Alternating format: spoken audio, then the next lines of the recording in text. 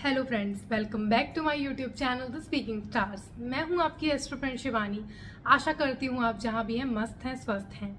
इसी आशा के साथ आज का विषय जिसमें हम बात करने वाले हैं वो है मेरी राहु इन डिफरेंट हाउसेस की सीरीज का एक टॉपिक, जो कि है Rahu in the 8th house. जब राहु आपके 8वें भाव में होता है उसका असर आप पे क्या पड़ता है, उसके जो एस्पेक्ट्स होते हैं उनका असर क्या पड़ता है, ये इस वीडियो में हम जानेंगे। उससे पहले जल्दी से मेरे चैनल को सब्सक्राइब कर दीजिए। आप लाइक, शेयर और कमेंट भी कर सकते हैं, और पर्सनली कुंडली रीड करवानी है तो दिए गए नंबर पर आप संपर्क कर सकते हैं। तो चलिए फ्रेंड्स, शुरू करते हैं आज के वीडियो के साथ। राहु, जिसको हम नॉर्थ नोड भी कहते हैं, जो कि साउथ नोड होता है केतु, नॉर्थ नोड होता है राहु। राहु जो है वो ऐसा प्लैनेट है जो कि छाया ग्रह है। तो ये जिस भी हाउस में होता है वहाँ ऑब्सेशन क्रिएट करता है मेटेरियलिस्टिक थिंग्स के लिए। बहुत ज़्यादा उनके लिए लोगों को, इंसान को है जो उसके पीछे लगा देता है। बहुत ज़्यादा इंसान जो है इतना ऑब्सेस्ड हो जाता है कि वो शॉर्टकट ढूंढने लगता है उन चीज़ों के लिए। राहु जो होता है वो इंसान का जो दिमाग है उसको भ्रमित भी कर देता है, उसके चॉइसेस में भी प्रॉब्लम लगती है, समझ नहीं आता कौन सी राह चुने, और कभी कभी इंसान जो है वो गलत राह भी पकड़ लेता है। राहु जो है वो फॉरेन थिंग्स को भी रिप्रेजेंट करता है, फॉरेन एलिमेंट्स को भी रिप्रेजेंट करता है। जो इम्पैक्ट है लोगों के ऊपर फॉरेन कल्चर का, फॉरेन क्लोथिंग का, फॉरेन कुजीन्स का, वो सब राहु की वजह से होता है। और राहु जो है वो टेक्नोलॉजी को भी डिनोट करता है। तो राहु आज के ज़माने में जिस भी तरीके से हम लोगों के पास पहुंच रहे हैं, जो आर्टिफिशियल इंटेलिजेंस के थ्रू आजकल काम हो रहा है, जो मीडिया के थ्रू हम पहुंच रहे हैं, ये सब जो टेक्नोलॉजी है जो हमें फास्टली लोगों के साथ कम्युनिकेट करने, मिलने में हेल्प करती है, वो भी कहीं ना कहीं राहु डिनोट करता है। तो राहु जो है वो आपको कहीं ना कहीं हेल्प भी करता है। अगर वो अच्छा है, अच्छी डिग्निटी में है, तो आपको जो आपका माइंड है वो सही तरीके से आपको यूज़ करेगा। नहीं तो अगर राहु बैड डिग्निटी में है तो वही जो राहु है वो आपको गलत चीज़ों में ले जा सकता है। जो थीफ बनते हैं, जो डकैट्स होते हैं, वो भी राहु के इन्फ्लुएंस में ज़्यादा होते हैं। तो ये सब वो भी बनाता है। तो डिपेंड करता है कि राहु की डिग्निटी क्या है। तो ऐसा राहु जब 8th हाउस में आएगा, जो कि 8th हाउस होता है हिडन थिंग्स का, आपके इन लॉज का, आपके जो रिलेशन होते हैं, मैरिड रिलेशन होता है उसका, जॉइंट स्टॉक का, आपके जो पार्टनर है उसके जॉइंट स्टॉक का, उसके साथ आपके जो इंटरनल रिलेशन है उनका होता है। आपकी मतलब अगर अकल्ट साइंस का होता है, ऐसी चीज़ों का होता है जो हिडन है। और यहाँ जो होता है वो, क्योंकि ये 8th हाउस होता है लॉन्जिविटी का भी, तो जब राहु ऐसे हाउस में आता है तो सबसे पहले तो, क्योंकि राहु जो है वो खुद ही एक ऐसा प्लैनेट है जो बहुत अनऑर्थोडॉक्स है, क्या होने वाला है, क्या करने वाला है, कुछ पता नहीं होता। और 8th हाउस भी वैसा ही होता है, सडन इवेंट्स होते हैं जो सोचे भी नहीं होते, पहले से पता भी नहीं होता, वो चीज़ें होती हैं। तो जब ऐसा प्लैनेट जो कि खुद ही अनफोर्सीन है, जिसको नहीं जानते, और ऐसा ही हाउस में आ जाता है, तो ऑलरेडी बहुत ज़्यादा टर्बुलेंस क्रिएट करता है। क्योंकि ये लॉन्जिविटी का हाउस है तो यहाँ पे इंसान की प्रॉब्लम्स हो सकती हैं, उसको मतलब सडन कोई डिजीज़ हो सकते हैं, या फिर सडन को इसको कोई ऐसी बीमारी हो जो पहले से ख़त्म हो गई हो तो वापस भी आ सकती है। और यहाँ पे राहु होने की वजह से आपको एक्सीडेंट के चांसेस भी होते हैं। तो इंसान को बहुत ज़्यादा केयरफुली ड्राइव करना चाहिए। अगर वो बैड डिग्निटी में है राहु, या इन्फ्लुएंस में है बैड, या आपकी राहु की महादशा चल रही है, तो आपको बहुत सोच समझ के ड्राइविंग करनी चाहिए, ध्यान से करनी चाहिए, क्योंकि वो लॉन्जिविटी पे भी असर डालता है। यहाँ पे राहु होने की वजह से आपको सीक्रेट चीज़ों में, सीक्रेट जानने में, लोगों का सीक्रेट जानने में, या कुछ डीप डाउन इंटरेस्ट होता है कि जाने इनके बारे में। जैसे कुछ लोग होते हैं जिनको बहुत ज़्यादा इंटरेस्ट होता है दूसरों की लाइफ जानने का, वैसे ही यहाँ पे राहु जो है वो क्रिएट करता है इंटरेस्ट इन अकल्ट, कुछ हिडन थिंग्स जानने में, कुछ ऐसा जो छुपा हुआ है लोगों से वो जानने में। तो यहाँ पे बहुत अच्छे लोग बनते हैं, न्यूमरोलॉजी में अच्छे बनते हैं, तांत्रिक बहुत अच्छे होते हैं। यहाँ पे स्पाइस जो होते हैं, एजेंट होते हैं, रॉ एजेंट, या जो डिटेक्टिव्स होते हैं वो बहुत अच्छे बनते हैं, एस्ट्रोलॉजर बहुत अच्छे बनते हैं यहाँ पे। तो यहाँ पे राहु की वजह से जो चीज़ें होती हैं, यानी कि 8th हाउस से रिलेटेड चीज़ों के लिए बहुत ज़्यादा ऑब्सेशन क्रिएट कर देता है आपको। इनको जो होता है बहुत ज़्यादा ये चाहते हैं कि इनके इन लॉज के सामने इमेज बहुत ज़्यादा अच्छी बनी रहे, ऐसा इनका सोच होती है। तो उसके लिए बहुत ज़्यादा अच्छे रहते हैं, अच्छा उनको दिखाते हैं। कभी कभी अगर यहाँ राहु बैड डिग्निटी में है तो आपको ऐसे इन लॉज मिल जाते हैं जो बहुत ज़्यादा फॉल्स प्रोमिस के साथ आपको मिलते हैं। जैसा सोचा होता है वैसा नहीं होता, जैसा दिखाया होता है वैसा नहीं होता, ऐसे भी आपको चांसेस फेस करने को मिलते हैं। आपके जो इंटरनल रिलेशन होता है आपके पार्टनर के साथ, उसमें भी काफ़ी फ्लक्चुएशन क्रिएट करता है, और आप अपने पार्टनर के साथ आपका जो जॉइंट एसेट है उसके लिए बहुत ज़्यादा इंटरेस्ट क्रिएट करता है, उनका उसके ऊपर बहुत ज़्यादा इंटरेस्ट होता है, ऑब्सेस्ड रहता है ऐसा इंसान।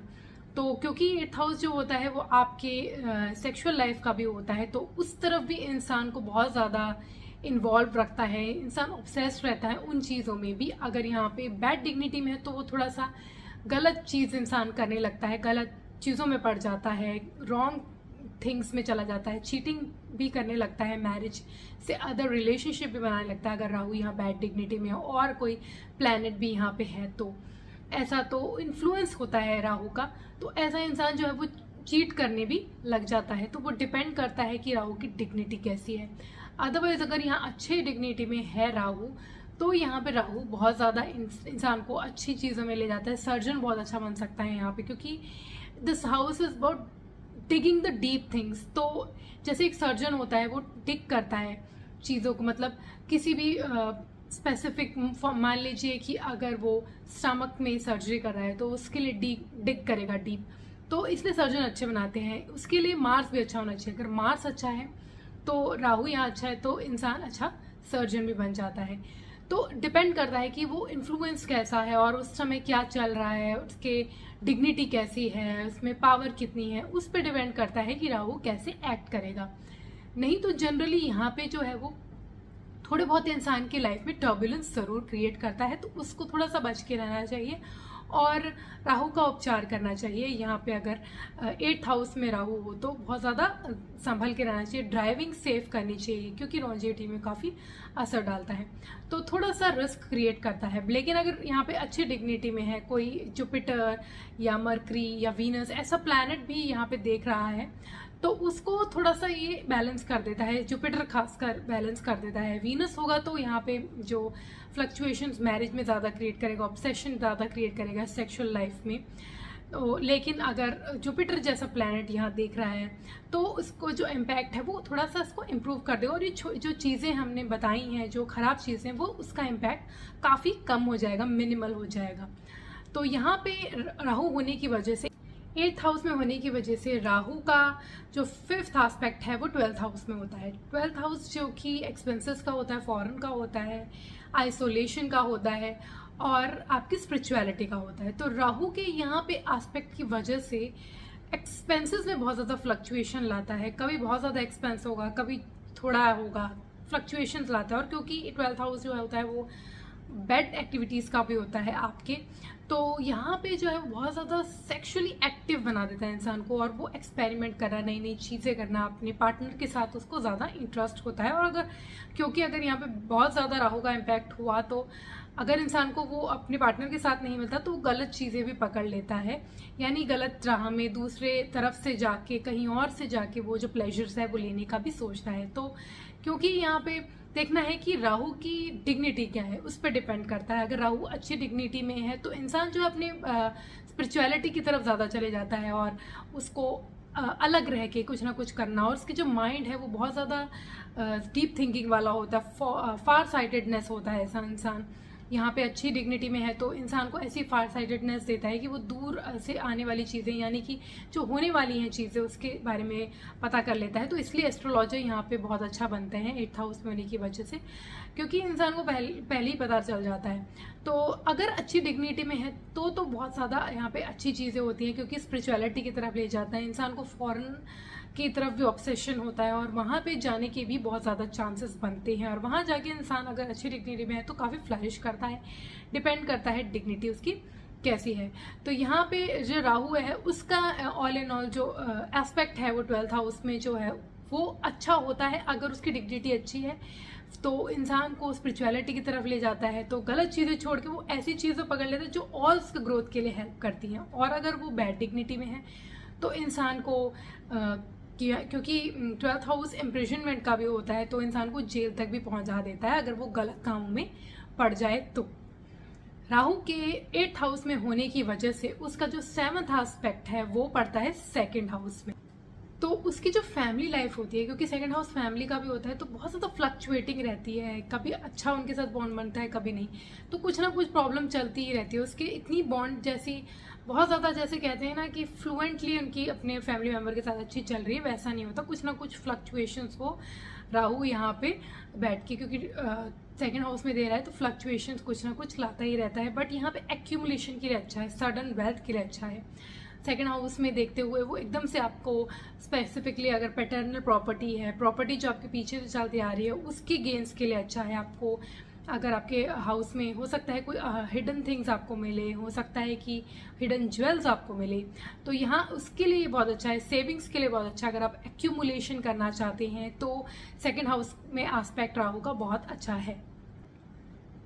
8th हाउस में होने की वजह से राहु का जो इम्पैक्ट है, क्योंकि एस्पेक्ट उसका 4th हाउस में भी पड़ रहा है, 9th एस्पेक्ट, तो उसकी वजह से अपनी मदर के साथ इनके रिलेशन में बहुत ज़्यादा बॉन्ड वाले नहीं होते, इनके साथ फ्लक्चुएशन होती है, अलगाव की नौबत आ जाती है, क्योंकि इनकी जो अपने मदर के साथ बहुत ज़्यादा फ्लक्चुएशंस रहती है, बहुत ज़्यादा रिलेशन अच्छे नहीं रहते। कभी आप देखेंगे कि कभी इनके रिलेशन बहुत अच्छे हैं, कभी एकदम से ख़राब हो गए हैं, तो समझ नहीं आता कि इनकी बॉन्ड कैसी है। और इंसान जब भी घर में आता है तो उसको कुछ ना कुछ होम एनवायरनमेंट में प्रॉब्लम क्रिएट होती है, और उसको फ्लक्चुएशंस बहुत ज़्यादा यानी कि क्रिएट करता है। होम एनवायरनमेंट उसका हमेशा ऐसा ही रहता है, कुछ ना कुछ फ्लक्चुएशन वाला, और वो ज़्यादातर बाहर अपने होम से अलग जाके ही कोई काम करता है, और उसका सेटलमेंट जो होता है वो अपने जो होमलैंड होता है उससे दूर ही जाके होता है। उसके मदर के साथ रिलेशन में काफ़ी प्रॉब्लम रहती है, एंड उनकी मदर की हेल्थ में भी इश्यूज़ क्रिएट होते हैं। अगर उनकी राहु की महादशा चल रही है या राहु का अंतर्दशा है, तो उसमें इनकी मदर की हेल्थ की तरफ भी ध्यान देना चाहिए उनको, क्योंकि उसमें प्रॉब्लम क्रिएट हो सकती है। इंसान जो होता है वो फॉरेन कल्चर की तरफ ज़्यादा आ जाता है, तो इसलिए उसको फॉरेन की तरफ इंक्लिनेशन इस टाइम इस 4th हाउस में एस्पेक्ट की वजह से ज़्यादा होता है। अपने होम से अलग वो जाके कहीं सेटल होना चाहता है, चाहे वो फॉरेन लैंड हो, चाहे वो फार अवे प्लेसेस हो। तो इसमें अगर राहु यहाँ एस्पेक्ट कराए तो इसके ज़्यादा चांसेस देखे गए हैं। आज के लिए इतना ही। मेरी नेक्स्ट वीडियो में मैं Rahu in the 9th house पर बात करूंगी। For that stay tuned, stay connected, do subscribe my channel and नीचे दिए गए बेल आइकन को जरूर प्रेस कर दीजिए ताकि आपको मेरी लेटेस्ट अपडेट मिलती रहे। तब तक के लिए Om Shanti, thank you and take care.